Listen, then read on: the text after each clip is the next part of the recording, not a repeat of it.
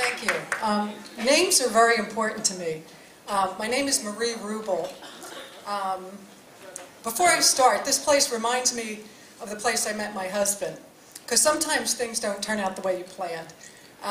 The night I met my husband, I was out to meet a guy that I didn't like very much, but he had a very nice name. Barnett was his last name. And he stood me up, and so he actually did me a favor because I'll be married 25 years. Anyway, thank you. My name's Marie Rubel, and my maiden name was Marie Shimoleski.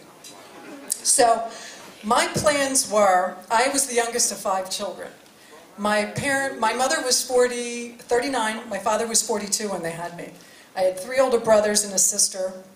And basically, it's a wonder that I'm alive, because just the way I grew up. Anyway, so my plans were, I was going to have 5 kids, because I was the youngest of 5, that's only fair. I was going to get married at 18, and not marry a Polish man, because I was not going to go from Shimoleski to Dombrowski or something. So I married a Polish guy. I'm still spelling my name. It's not that bad, though. It's Rubel. I have 1 daughter. I had her at 37. My husband was 48. So sometimes things don't turn out the way you planned.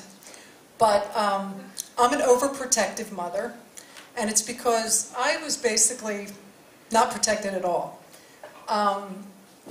When I think of family ties, I think of the ties of my family. Now, my father was a very, very silly man.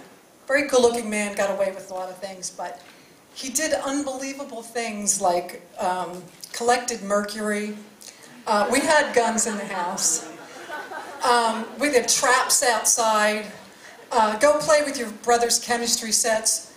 No seat belts. And so my oldest 3 brothers, they left early. And my sister, when my brother went to the service and he got his head shaved, they said, "Oh, well, dear, did you like have an accident or something?" And it was like, no, this is where my sister broke the milk bottle over my head. This is where she cut, my hair. And this was the person my mother had raised me. She named me after her kindergarten teacher, Miss Marie. I used to think, oh, thank God it wasn't like Miss Agatha or something.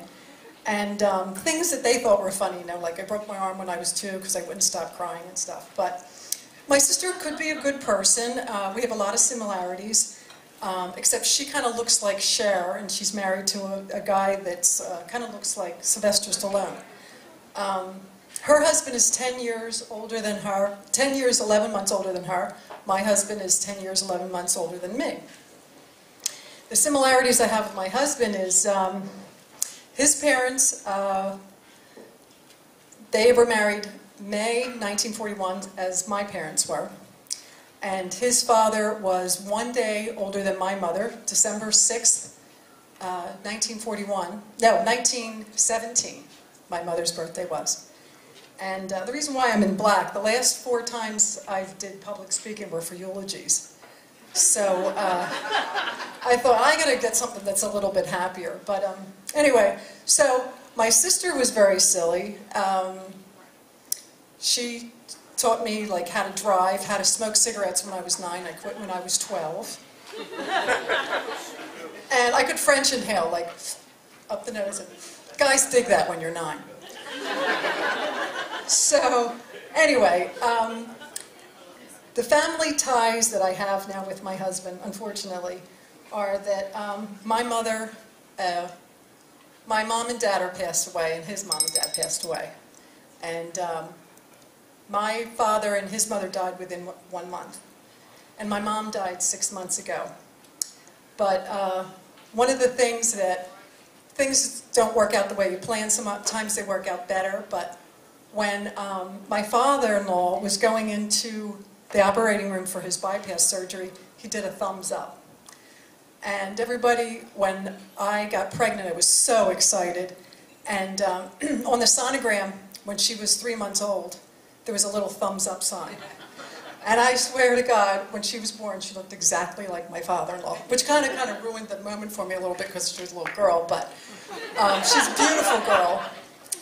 And so things sometimes don't work out the way you planned, but sometimes they really work out better.